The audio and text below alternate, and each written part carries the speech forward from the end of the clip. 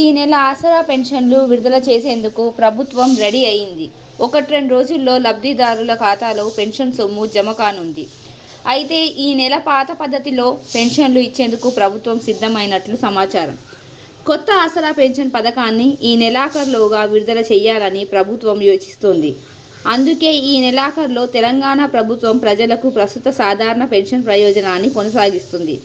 ఇది వృద్ధులకు 2,000 రూపాయలు మరియు వికలాంగులకు 3,000 రూపాయలు. బహుశా ఈ నెలాఖరులోగా తెలంగాణ ప్రభుత్వం ఆసరా పెన్షన్ పథకానికి సంబంధించిన అధికారిక నోటిఫికేషన్ను చేయవచ్చు.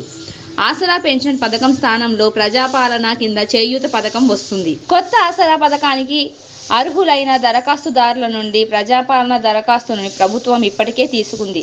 వారికి వృద్ధులకు 4,000, వికలాంగులకు 6,000 మంజూరు చేస్తారు. మొత్తం 44 లక్షల మంది పాత ఆసరా పెన్షన్ స్కీమ్ ప్రయోజనం పొందుతున్నారు.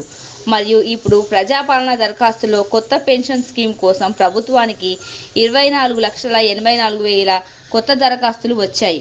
కొత్త ఆసరా పెన్షన్ పథకం తర్వాత మొత్తం 69 లక్షల మంది ప్రయోజనం పొందుతారు. ఈ తరుణంలో తెలంగాణ ప్రజలు ఆసరా పింఛన్ కోసం కొత్త పథకం కోసం ఆసక్తిగా ఎదురు చూస్తున్నారు. కొత్త పెన్షన్ పథకానికి సంబంధించిన ప్రభుత్వం అధికారిక ప్రకటన వచ్చే వరకు లబ్ధిదారులు కొత్త అప్డేట్ కోసం ఈ నెలాఖరు వరకు వేచి ఉండాల్సిన అవసరం ఉంది.